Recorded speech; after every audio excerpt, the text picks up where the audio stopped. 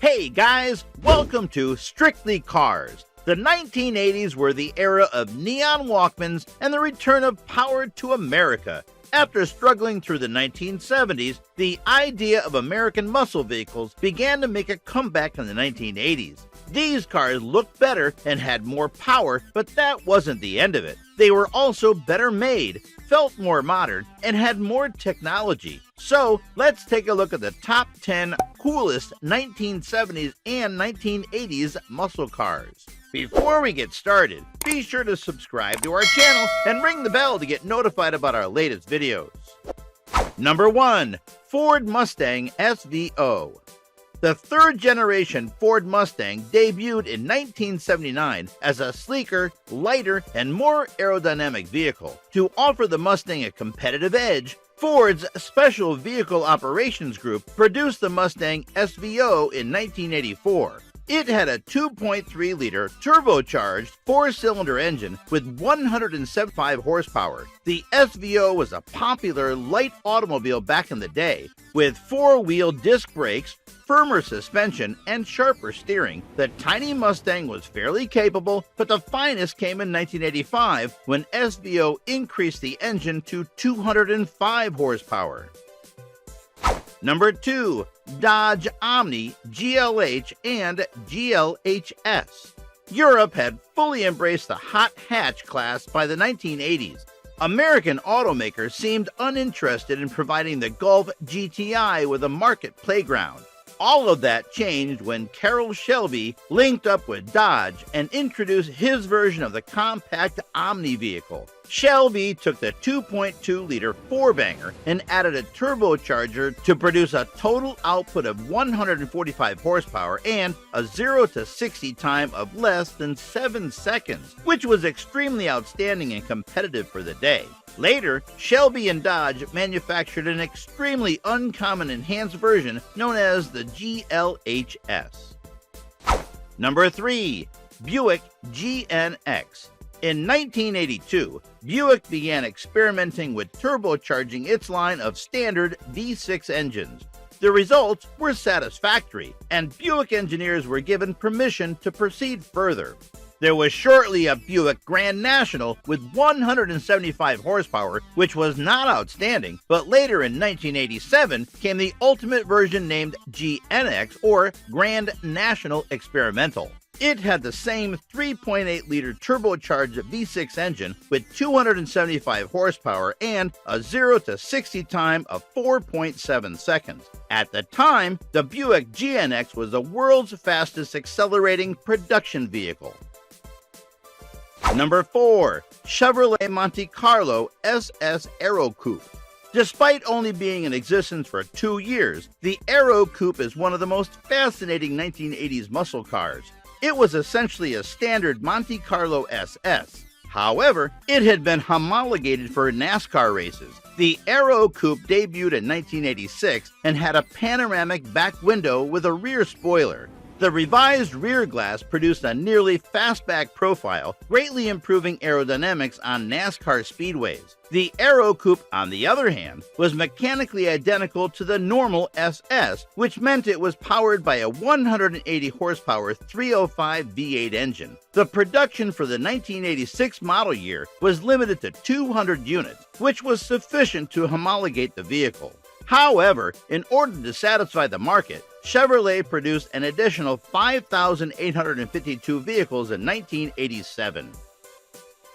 Number 5. Chevrolet Camaro IROC-Z. The third-generation Camaro was a well-liked and well-received vehicle. However, after a while, purchasers desired greater performance and power. Chevrolet delivered on that promise with the iconic IROC-Z. The engine was a 350 V8 that produced 225 horsepower in the early years and 245 horsepower in later variants. Buyers could choose between manual and automatic transmissions, and the suspension and steering were modified. Number 6. Oldsmobile 442.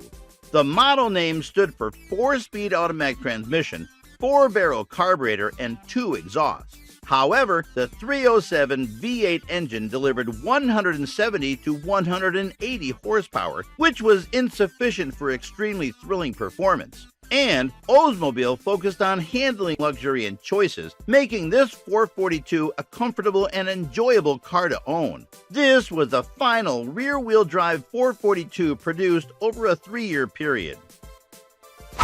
Number 7. Dodge Challenger RT.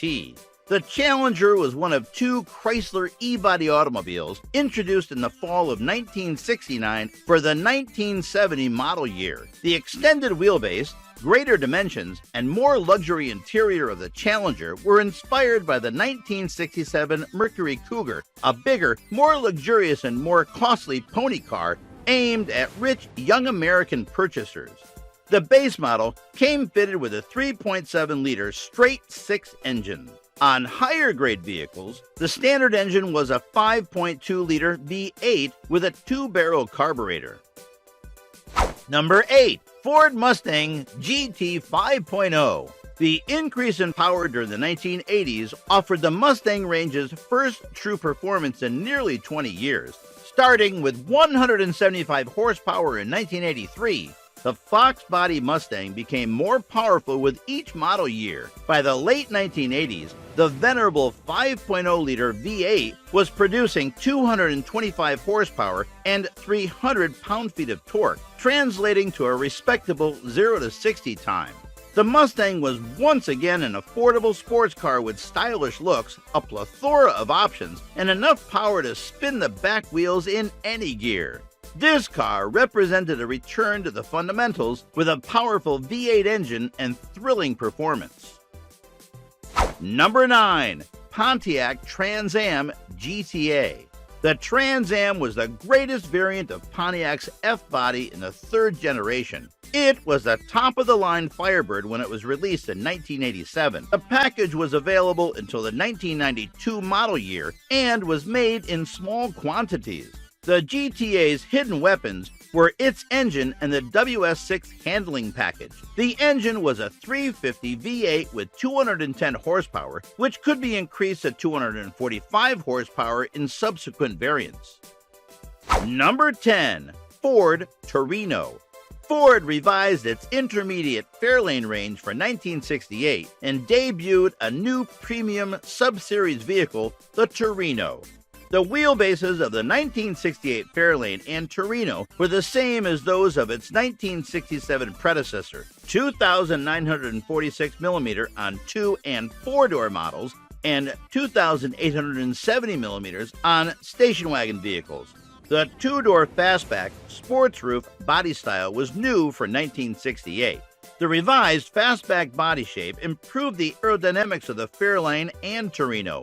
All Torinos came standard with complete color-keyed carpeting, more external and interior ornamentation than a Fairlane, and Torino crest on the C-pillar. The Torino GT came with distinctive name plaques and external trim, GT insignia on wheel covers, and courtesy lights on the inside door panels as standard.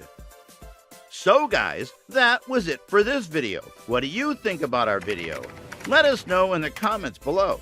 As always, please don't forget to subscribe to our channel and hit that notification bell so you never miss an upload. Thank you for watching and see you in the next one.